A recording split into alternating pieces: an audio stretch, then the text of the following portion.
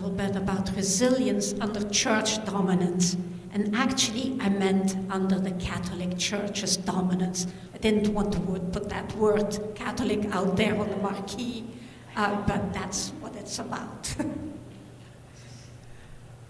And to get it started, I'm going to go way back to the Middle Ages, when the Catholic Church was very powerful, and it was very much engaged in what they thought the day-to-day activities of people should be, and they very much were in cahoots with secular governments. They supported one another, those two power structures. And if we think back of our school years, many of us, most of us I think, remember learning in school about that time period called the Middle Ages, or the Dark Ages according to some. And here, loosely covering a couple of centuries, are a few major events that took place between the 11th century and the 13th century. And they certainly influenced the 14th century and beyond. And the first is the Crusades. The Crusades took place between the 11th century and the 13th century. That's a very long time period. There were like 8 or 9 of them. And they sort of petered out in terms of the influence they had, politically speaking. But they even have an influence today, because that strife between Christians and Muslims, you can point back to the Crusades and say that's when that began. And what were these Crusades?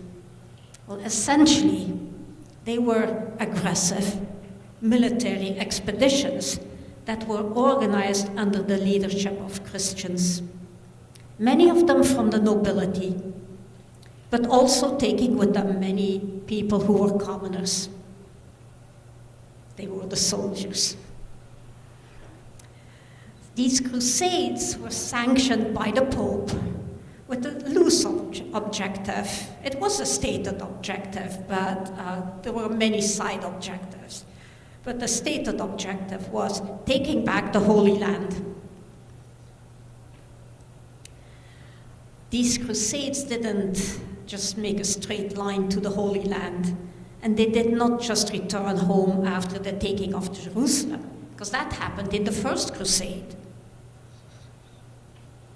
And they took Jerusalem away or back from people they called the Saracens, which we would call Muslims. There were also several campaigns in Europe itself against the so-called heretics and the so-called pagans.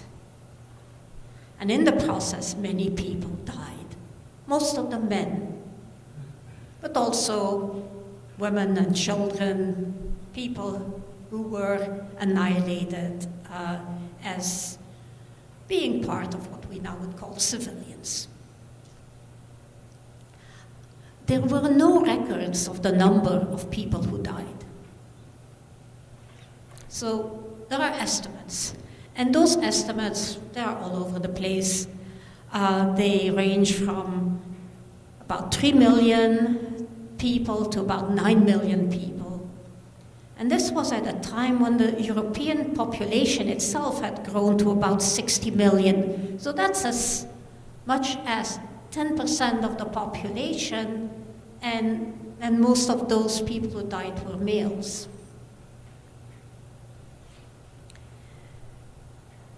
And there were more catastrophes in that period. Toward the latter part of the period, the Black Death happened, or the plague, which annihilated a big chunk of the population. The so-called Little Ice Age began, which also lasted several centuries and caused serious famine and malnutrition. There was a year when it rained every day. The 100-Year War started in the early 14th century. From what I remember, it lasted more than 100 years, but I don't know exactly how many years. But if you think about the loss of men in these wars, in that 100-year war and the Crusades, it caused a shortage of men to work the fields, to engage in other tasks. And who did those tasks then? Well, more women than men. So who would do the agricultural work? Who would take care of the sick, the destitute? Who would do the teaching, the weaving, the textile working? And as was the case in other parts of history, like in the time of the ancient Greeks, when there is a shortage of men due to wars and a shortage of workers, groups of women would get together and do the organizing. And in the Middle Ages, in that time period, women did not have many options other than marrying or joining a monastery. And marrying wasn't so easy to do when so many men had been missing. Going to a monastery and being under the supervision and the rules of the Catholic Church did not appeal to every woman, in fact, not to all that many. So there were quite a few women, especially among the wealthy ones, who didn't want to join an organized religious order and live in Catholic monasteries where their resources would be under the control of the church hierarchy. And yet, many of them also wanted to live a life of devotion, of humility, of service to the communities they lived in. So in the cities of Northern Europe, in places that are now called the Netherlands, France, Germany, a group of women started living together in small communities to practice religious devotion. And the first of these kinds of groups happened in Belgium. I was raised in Belgium, and we always used to joke when I was in school that as small as the country is, it seems like everything happened in Belgium because it was an intersection of so many things. And Belgian history is a bear to study. I never quite mastered it and forgot most of it. But I do remember the story of these women and how the first organized group that they had started in Belgium, actually supposedly in the town that is now called Liège, in the northern part of the country, northeastern part. And these women were called beguines. There's much written about them. And for today, I made it simple for myself. I consulted an article in the Encyclopedia Britannica. And I also read an article that was written by Laura Edwadi titled The Return of the Beguine, which the title itself shows that they were a resilient group and continue to be so. And that article was published online in a publication from the Vatican. The Vatican is no longer against the beguines. That publication, some of you may have looked at it, it's called the Osservatore Romano. This was published in 2023. It's a very interesting article, and if you're interested in reading that, in my next comments that I publish in the Beacon Weekly, I'll put my sources for today's sermon so that you can look up some of these things if you're interested. Let's look at that name. The word beguine comes really from the French version of the word. We had another word for it in Dutch, and you don't need to know that. But the origin is unknown. It may have been a derogatory name for that group of women who organized themselves into communities. That wouldn't surprise me. Or it may designate the color beige. Begin beige, sort of sounds similar. That's a possibility because their garments that they chose to wear were beige. Okay, I'm going with that one. And the first time that name was used formally in writing, that goes back to 1230, but they existed before that. So what were these groups of women all about? They really started what we would call a social movement. They lived in, or maybe some people would call them a cult, but I prefer the word social movement. They lived in little towns that were organized within the larger urban areas. So they started in large urban areas. Places like Liège, places like Amsterdam, places like Hamburg, and so on. And they started, as I said, in what is now Belgium. Then it was the Low Countries, and they spread rapidly to other countries. So there are many of these little towns in France, in Germany, in the Netherlands. And these people that were called Beguines, in most places they lived in individual little houses. A house would be like a quarter the size of this room, if that. Very small houses. And the houses were clustered together. And there typically was a chapel for religious worship. And this movement was initiated by upper-class women. They had the resources to build such communities. And then gradually it also started encompassing middle-class women. They did not welcome commoners. So they were elitist to some extent. But in their favor, we can say they focused on spiritual needs for themselves and others. And devotion, personal devotion, religious devotion.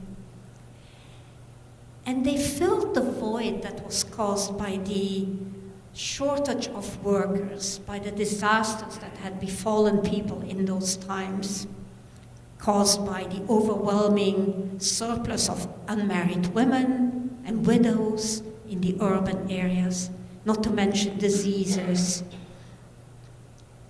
Not all of them lived in those small houses. Some lived together in larger houses, but mostly the small individual houses were typical. How did they support themselves? Well, I already mentioned wealthy women who started the movement.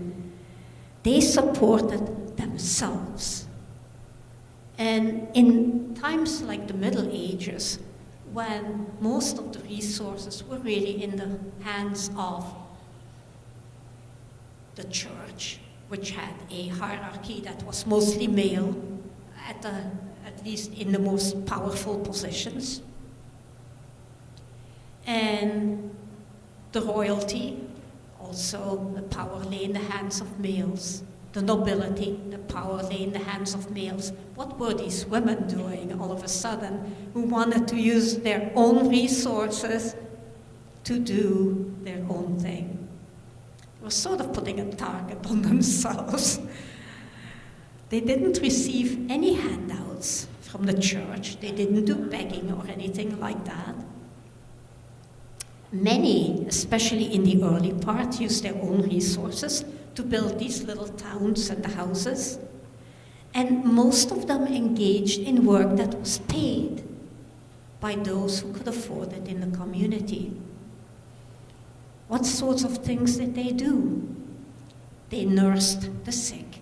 So a lot of nursing and nursing activities, palliative care originated with these groups.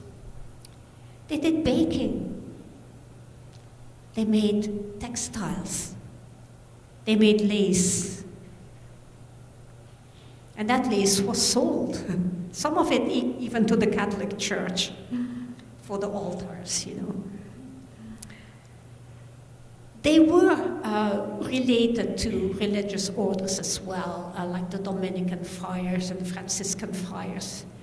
But they were not a order themselves, certainly not a order in the sense of taking vows. In addition to working at tasks that were helpful for the larger communities, the Beguines were also engaged in religious contemplation. They lived a life of chastity while they were in that community, but did not make lifelong vows. Their religious devotion often took the form of spiritual contemplation, introspection, mysticism. So here we had a group now that had many freedoms. And the combination of these kinds of freedoms, the practice of mysticism outside of monastic control, being able to read and write as they typically could, engaging in paid work, and the freedom from lifelong vows, inevitably, eventually made them the target of people in the larger community. So many who lived outside of their community thought they were heretics. And they were increasingly subjected to restrictive regulations and decrees that limited what they were allowed to do throughout the 13th century. So these little towns they had created and that had walls around them with a gate that they could close at night, they were not really keeping them safe from that environment around them. Not for more than several centuries. Yet, when you look at that period, the 13th century, 12th century, they were the freest of the middle-aged women. They had liberated themselves. So there was bound to be backlash from Catholic Church leaders. The word backlash in the feminist literature comes out. It's mostly related to a book that was written by Susan Faludi. I think it's called Backlash in the title. And she describes what she means by backlash. She used this metaphor, this image of a rubber band that you stretch and stretch and stretch, and eventually you let it loose, and it hits you on your hand on the other side, and it's painful. And that's what happened. Church leaders took notice. And they especially took notice when these Beguines did things like writing poetry. And they wrote in the common vernacular language in old versions of Dutch and Old French and in German. And they did that so that these writings could be read by ordinary people. The language of the church was Latin, and only those who had been educated in that language could read the Bible. But no longer, those Beguines brought things like that to the common people. Some wrote books, and those books were not sanctioned by the church. So persecution, prosecution, and in some cases execution inevitably happened. And I'm not going to tell you all those horrible stories, except maybe for one. One of the most prominent Beguines was Marguerite Porete. I will mention her book and her name also when I write my next column in the Beacon Weekly. She was born in the Low Countries, especially the part that was closest to France in the province of what is now Hainaut, in what is now Belgium. She was born in 1258. And she translated the Bible from Latin to Old French so that ordinary people could read it. That was frowned upon by the church. Some of it is still frowned upon by the church today. We're encouraged to read only parts of the Bible, and then the sanctioned versions with the verses that are especially recommended. But here Marguerite wrote a book called, in English translation it would be called The Mirror of Simple Souls. And it was about the journey that is taken by a person's soul in becoming one with God. It made clear that it was not necessary in order to become one with God to have the mediation of the Catholic Church. That was a dangerous thing to write, that this was a personal journey. According to Marguerite, it didn't even require reason. It simply required a practice of religious ecstasy, which one can do by oneself. In the book, she wrote that God is love, and love is God. She would have made a good Unitarian Universalist. Not too surprisingly, she was accused of heresy. And okay, she went through the usual iterations of being brought in front of a church, organized by the Dominican hierarchy, and she refused to recant what she had said and to take vows and make certain proclamations. So the short of it was that her books were confiscated and disposed of, and she was burned at the stake in 1310.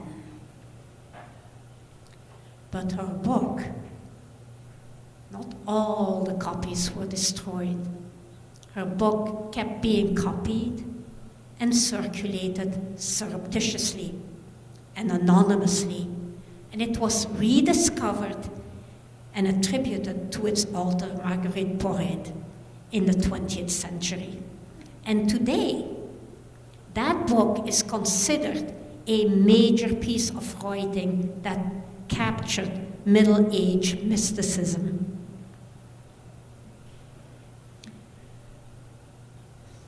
So she endures.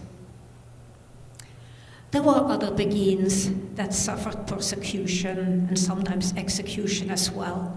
And some, maybe they were potatoes.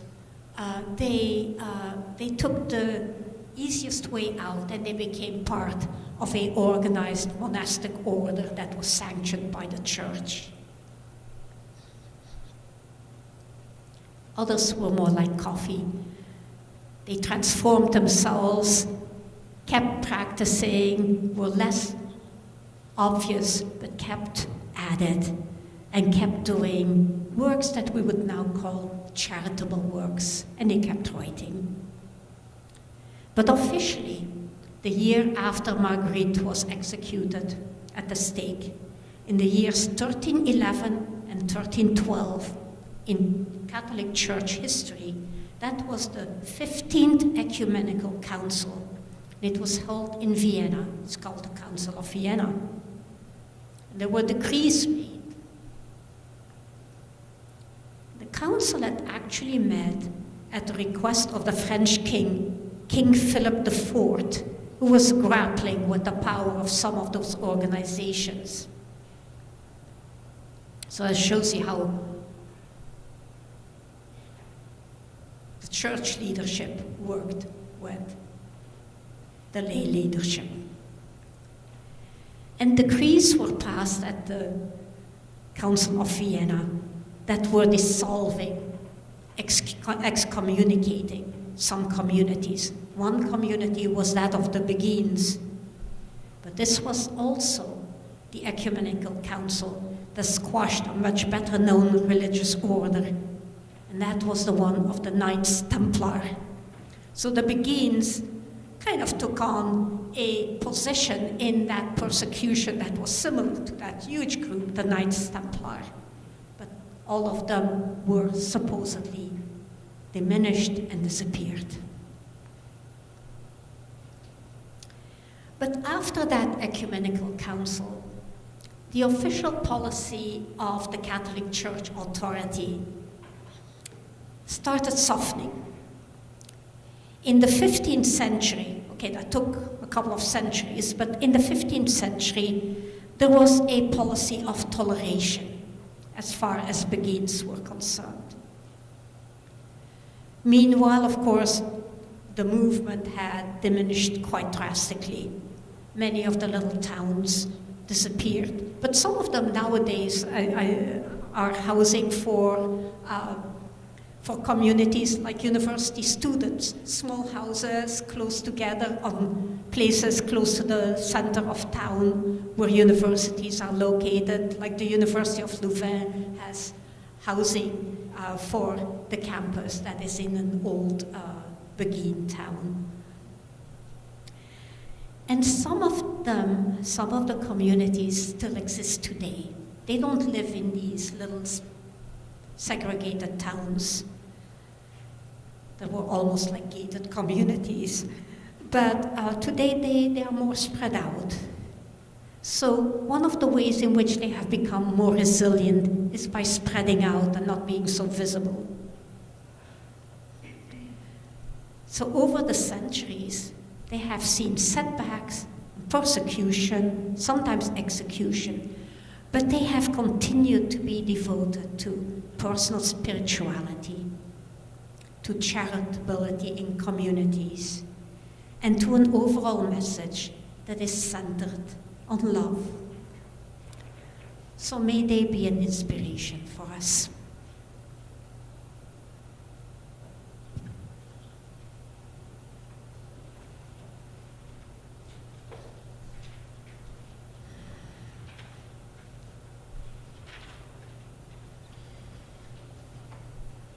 While we think about them, let us get ready to sing our closing hymn, Lead with Love.